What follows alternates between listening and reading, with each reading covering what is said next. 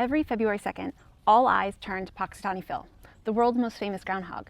But Groundhog's Day shouldn't be about merely one weather-predicting rodent. Groundhogs, often seen as pests due to their ferocious appetite and burrowing habits, actually play a vital role aerating and mixing the soil, benefiting plant growth. This Groundhog's Day, I'm taking the opportunity to appreciate the species as a whole and learn how to coexist with them. Keep watching to uncover some fascinating facts and discover how you can either roll out the welcome mat or shoo them away from your yard. Let's dig in.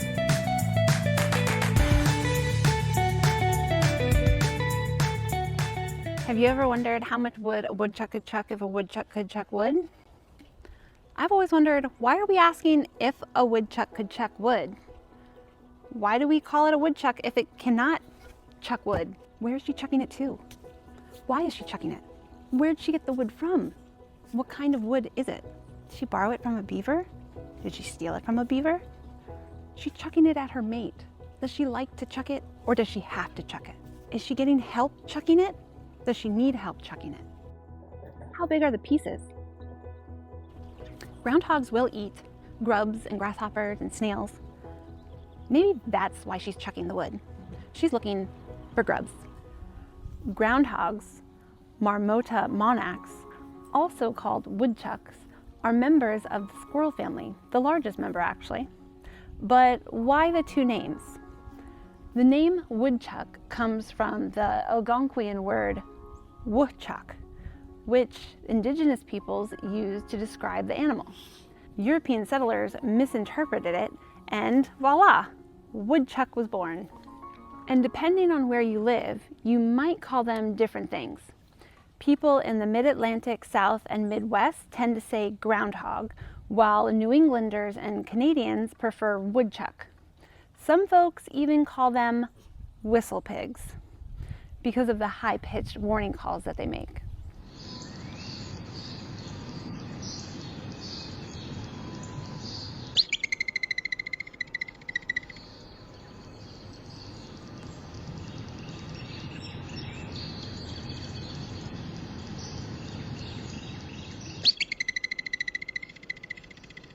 Ever since I can remember, I've loved Groundhog's Day. I find these little guys to be super adorable. Chubby cheeks, twitchy noses, and the cutest little waddles. I get my kids up early every year just to watch this chubby little rodent being pulled out of a fake tree stump, though they don't seem nearly as excited as me usually. While I do think these critters are awesome, I also know firsthand the trouble that they can cause. Growing up, I spent a lot of time riding my dad's dirt bike, gallivanting through open fields, where, much to my surprise, hidden groundhog holes lurked like booby traps. More than once, I hit one and went flying. Sometimes with just a bruised ego, sometimes with actual bruises. That's how I learned to respect these little groundhogs and their impact on the environment. Sure, they burrow a lot, but that's actually great for the environment. Soil engineers? Their digging aerates and mixes soil, improving drainage and nutrient distribution. Landlords of the wild? When they abandon a burrow, foxes, rabbits, snakes, and even amphibians move in, creating a mini habitat. Natural gardeners? By foraging, they help regulate plant growth, allowing sunlight to reach other species. Groundhogs aren't just great for nature.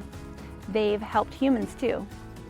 In medical research, their hibernation patterns offer insights into treating heart disease, obesity, and even strokes.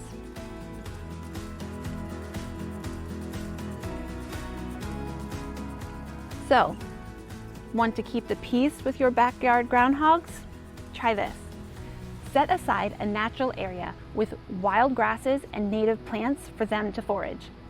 Leave logs or brush piles to create comfortable habitat. Plant clover and alfalfa away from vegetable gardens to keep them occupied elsewhere. Not ready to share your yard quite yet? Here are some humane ways to deter them. First and foremost, Fencing. 1 3-foot high, buried 1 foot underground, keeps burrowers out. Scent deterrents. Groundhogs dislike garlic, hot pepper spray, and predator urine. You could also try companion planting. Daffodils, lavender, and marigolds naturally repel them. Last resort, I would say, would be motion-activated devices. Sprinklers and ultrasonic deterrents can startle them away. This Groundhog's Day, let's go beyond Phil's shadow and appreciate these amazing animals for what they really are. By learning about their ecological role, scientific contributions, and how to manage conflicts humanely, we can make February 2nd a true celebration of nature. So whether you call them groundhogs, woodchucks, or whistle pigs, let's give them the appreciation they deserve. Thank you so much for joining me here today on NatureOlogies for our special review of the groundhog. If you're looking for more resources to help you create a thriving, sustainable yard, be sure to check out my website and courses. And don't forget to follow me on social media for weekly tips and inspiration. Happy gardening!